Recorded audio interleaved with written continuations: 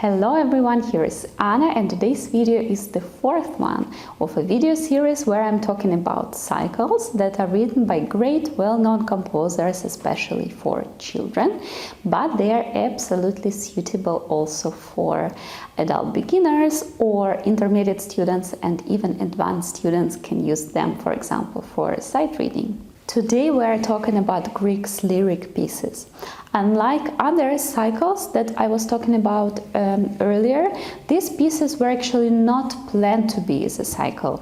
Plus, there are 10 volumes of these pieces that include 66 different pieces of a very different level, starting from quite easy ones up to very challenging ones. Grieg was writing these pieces for more than 30 years, so it was actually almost his lifelong project. And as always, I give you a few examples from the cycle of what you can probably start with, and I will play for you now an Arietta, opus 12 number 1, so actually the very first piece. Yeah, I guess I will play it first and then I say a few words about it.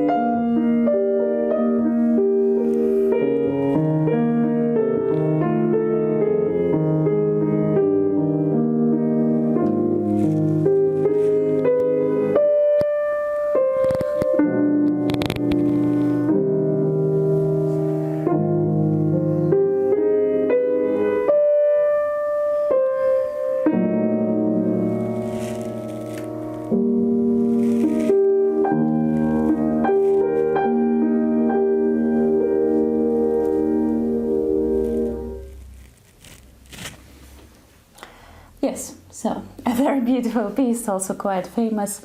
What I wanted to say here is what I really like about such kind of pieces that are, like meant for kids, but, generally just for beginners, but they have already so many tasks, like of a professional level, within just a little piece, like this one we have here, 5 lines, 1 page, but there are so many things inside of this piece that you can work on and that can really prepare you for playing more advanced repertoire. As for example here, first of all, we have polyphony, we have melody,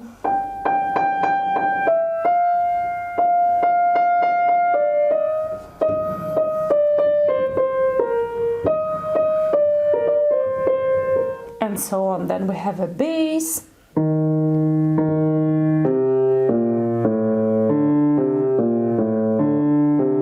yeah, and then we have like kind of third voice, which is just an accompaniment.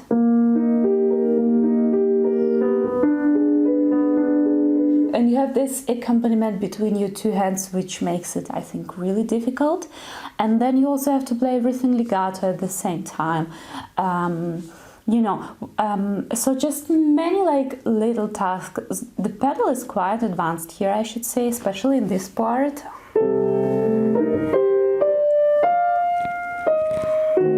Like even within one bar, I do like one pedal, then once again, here you need to slowly take the pedal off. That makes this kind of like beautiful romantic effect.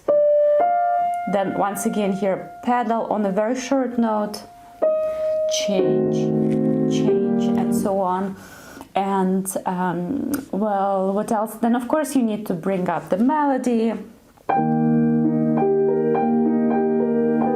You know, that your accompaniment is not too loud, and then at the same time you need also to show the bass.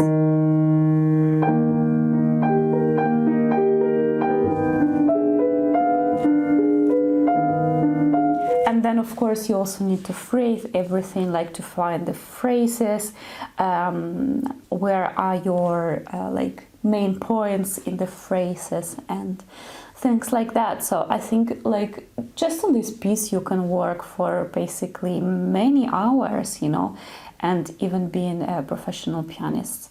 I think it's just still very interesting to play because there's so many information inside of this piece, besides of just being a very beautiful piece of music. So yes, and now I would like to play for you one more piece from this cycle. And this is just the next piece from the same opus, which is called Waltz. So I guess I will just play it for you first.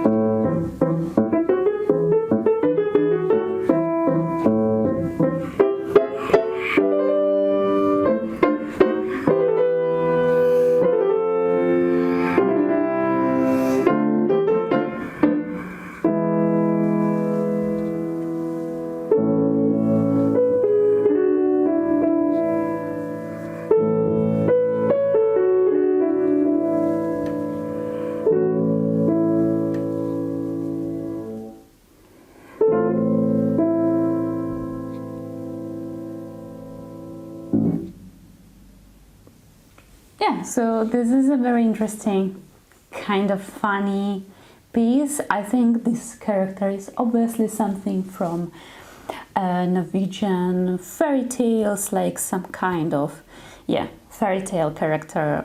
We don't know what exactly, but yeah, if you're into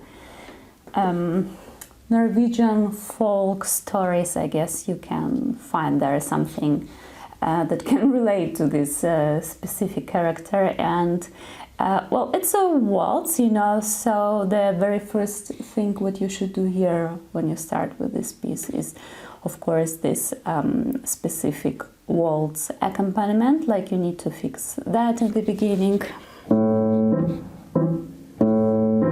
You know, like this kind of 1, 2, 3, where the bass is heavier than 2 chords, 2 intervals in our case is. And yes, and then we have here like completely different problems to solve compared to the Arietta that I played before. We have quite difficult articulation, especially when it comes to the right hand in the first place, and then in this middle part in the left hand.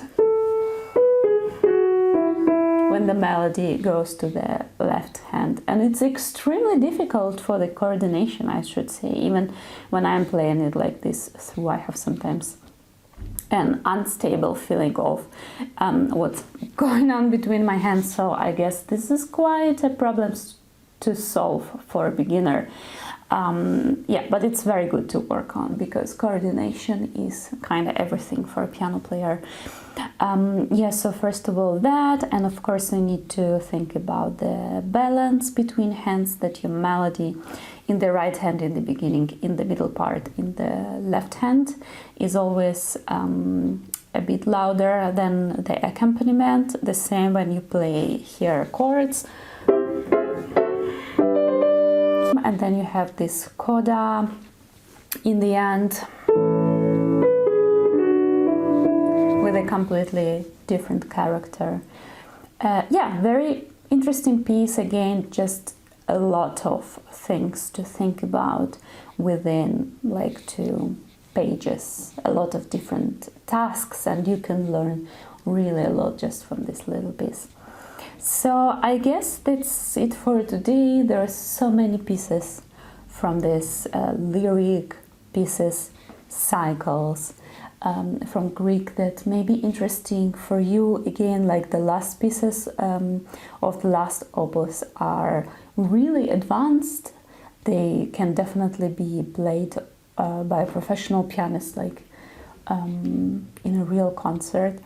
And yeah, so it's kind of like you can grow together with these pieces in your piano level, which is really nice. And the music is absolutely beautiful, very special, very like Greek style music,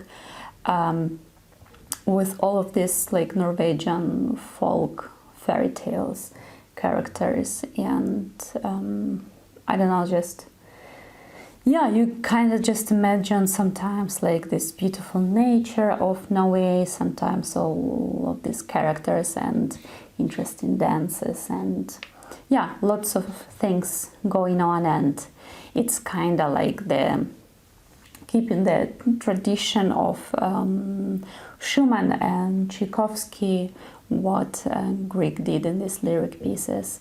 I would like to ask you if it's interesting for you if I continue this series, and if yes, maybe you can leave the requests, like what kind of cycles for children should I present on my YouTube channel next, because so far we've done Grieg, Prokofiev, Tchaikovsky and Schumann. So maybe something else from the 20th century, or whatever is interesting for you. And for now, yeah, I guess that's it for today, and see you in the next video. Bye!